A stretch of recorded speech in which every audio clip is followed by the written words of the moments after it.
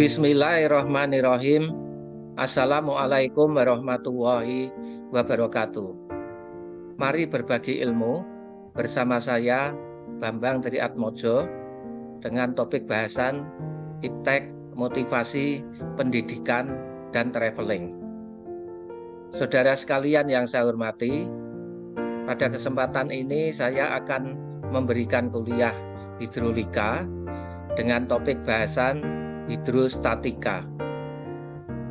Gambar di samping adalah suatu pintu air radial yang berada di spillway suatu bendungan. Untuk membuat video ini, saya mengacu pada buku Hidrolika 1 yang dilengkapi dengan soal penyelesaian Hidrolika 1 yang saya tulis.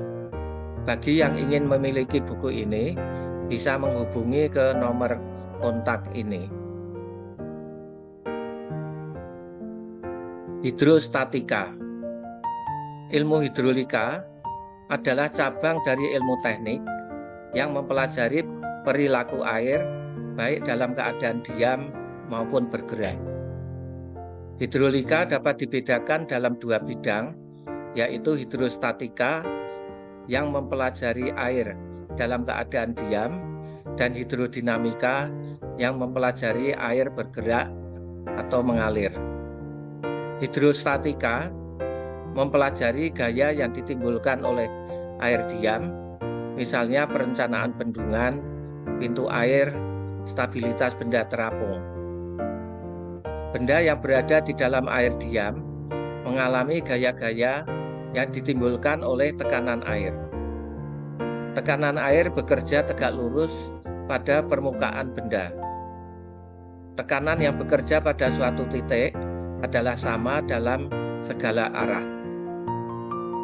Dalam video ini akan dipelajari tekanan air, variasi tekanan air sebagai fungsi jarak, alat untuk mengukur tekanan hidrostatis, gaya tekanan pada dinding permukaan dan benda terendam, dan aplikasi hidrostatika pada stabilitas bendungan, pintu air, dan sebagainya. Berikut saya sampaikan sebagian dari penerapan hidrostatika. Yang pertama adalah pintu air radial pada spillway suatu bendungan, kemudian tekanan hidrostatis pada bendungan, dan yang ketiga adalah pintu air otomatis untuk pengendalian banjir.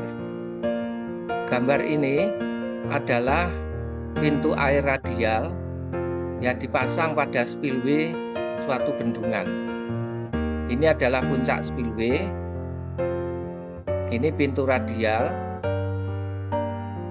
ini adalah pilar untuk tumpuan pintu, dan ini adalah muka air waduk.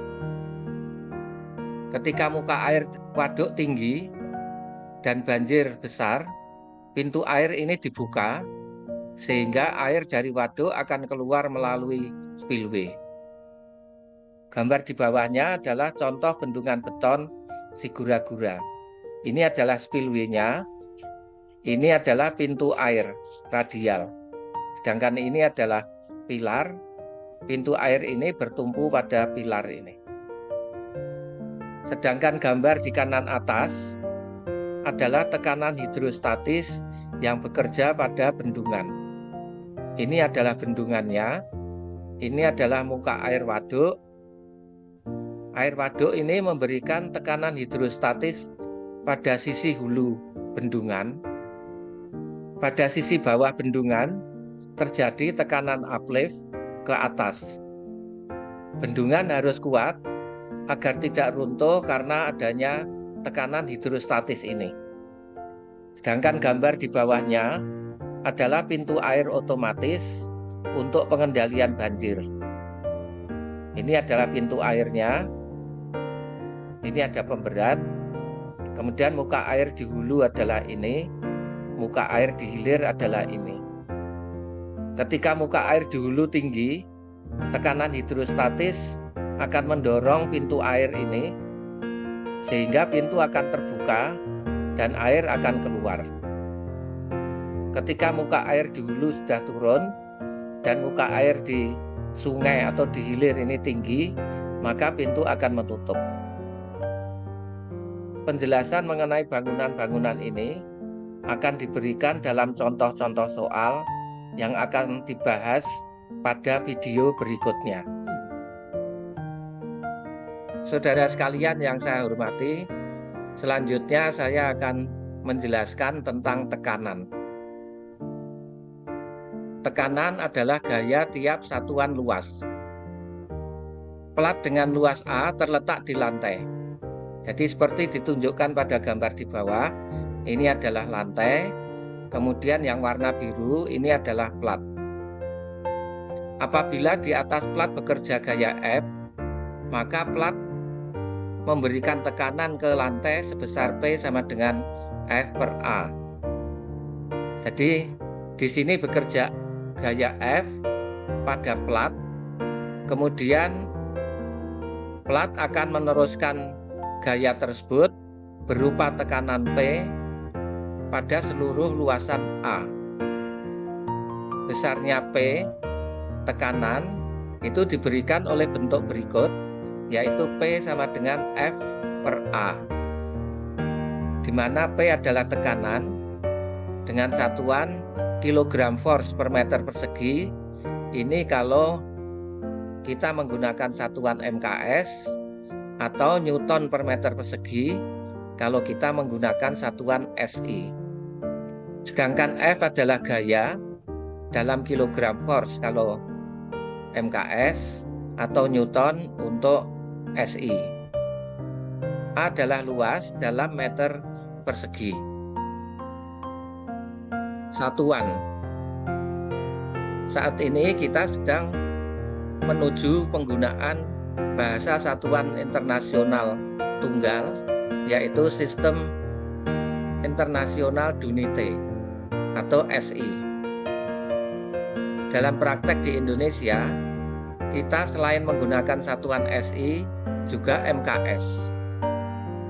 Dalam satuan MKS, gaya, satuannya adalah kilogram gaya, yang kita singkat kgf.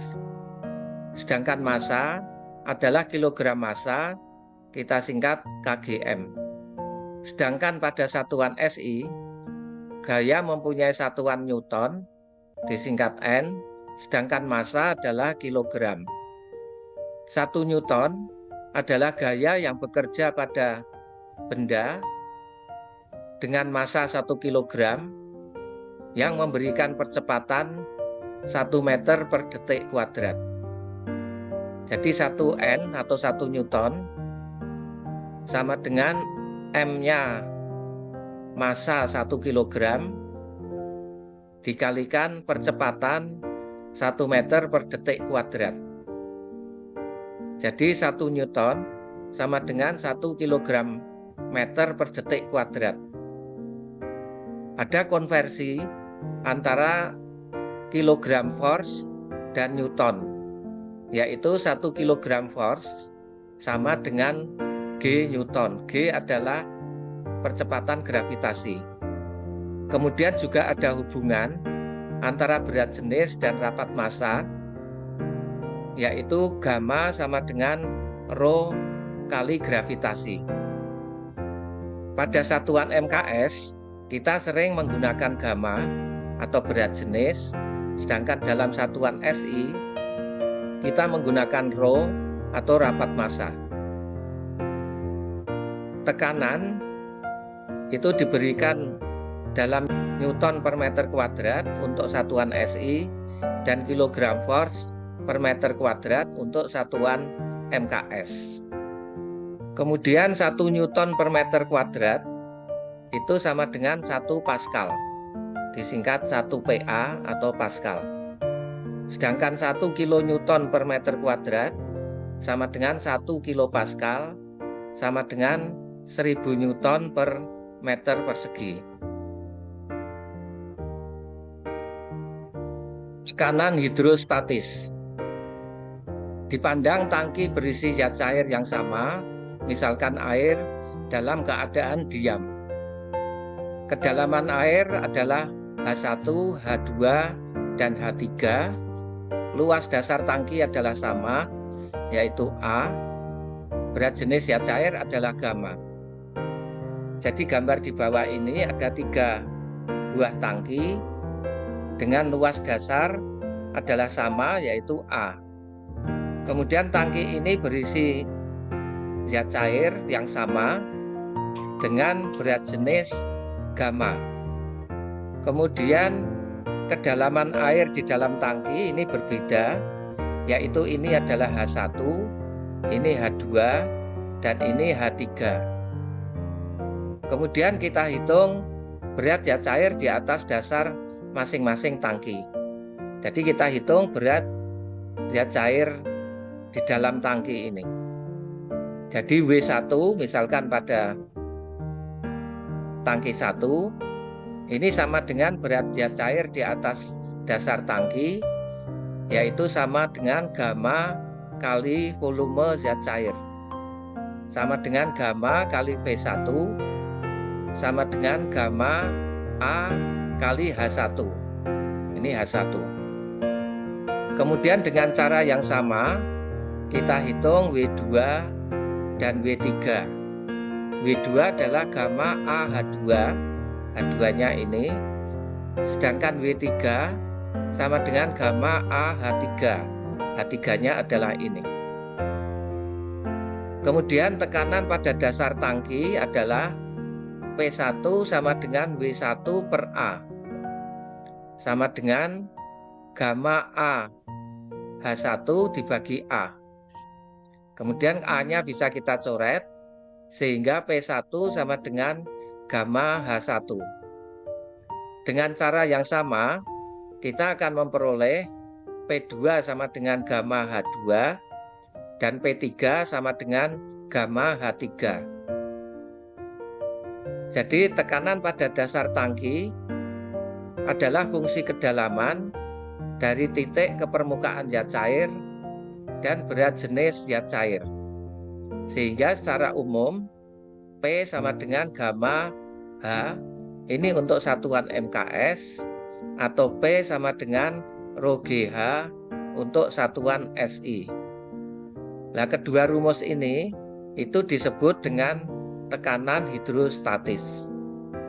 Pada rumus ini tekanan fungsi H dan berat jenis zat cair. Tekanan hidrostatis pada benda terendam dalam air diam. Dipandang suatu elemen kecil berbentuk kubus dengan panjang sisi-sisinya adalah delta X, delta Y, dan delta Z yang terendam dalam air diam. Elemen tersebut berada pada jarak vertikal H dari muka air. Pada gambar di samping, ini adalah air diam. Kemudian di sini terdapat elemen kecil berbentuk kubus dengan sisi-sisinya adalah delta X, delta Y, dan delta Z. Kubus ini berada pada kedalaman H dari muka air. Kalau elemen ini kita perbesar, bentuknya adalah kubus seperti ini. Dengan sisi-sisinya adalah ini delta X, ini delta Y, dan ini delta Z. Permukaan kubus ini akan mengalami tekanan yang arahnya tegak lurus pada kubus ini.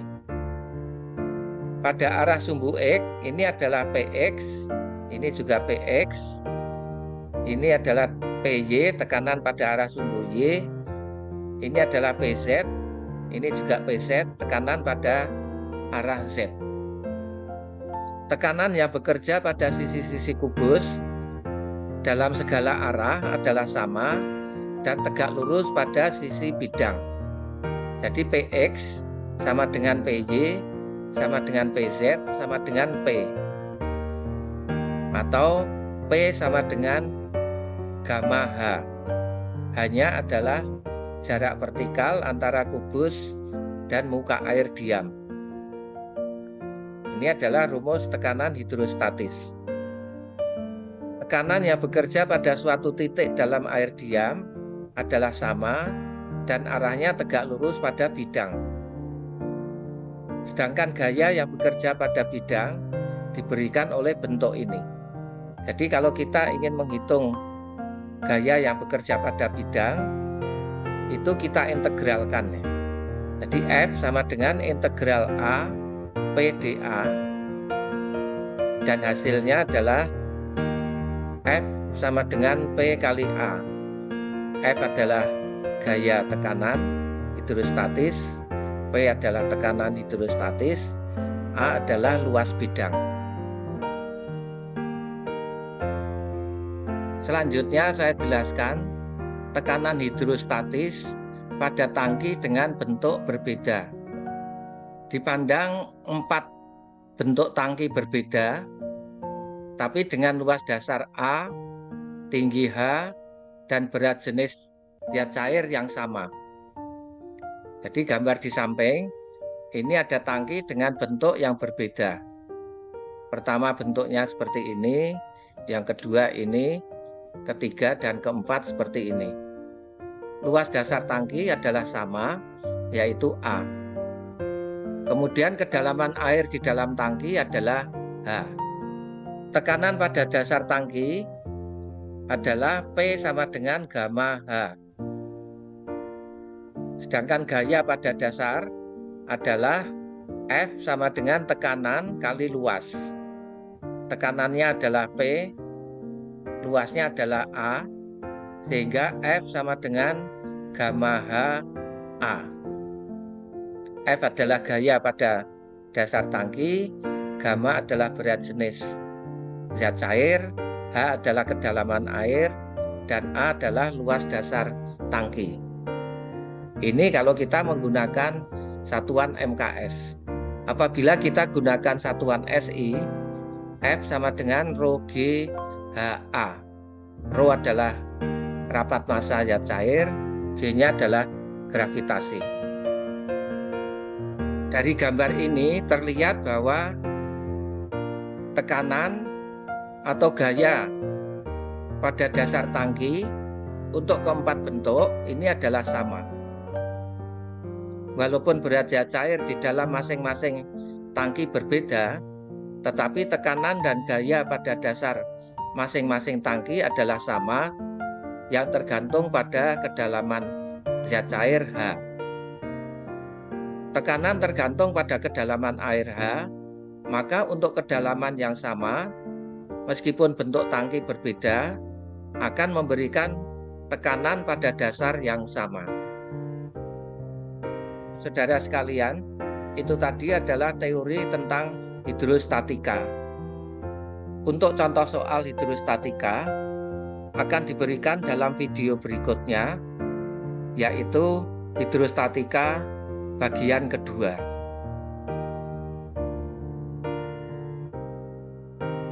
Saudara sekalian yang saya hormati, saya kira ini yang bisa kami sampaikan. Semoga bermanfaat. Mohon jangan lupa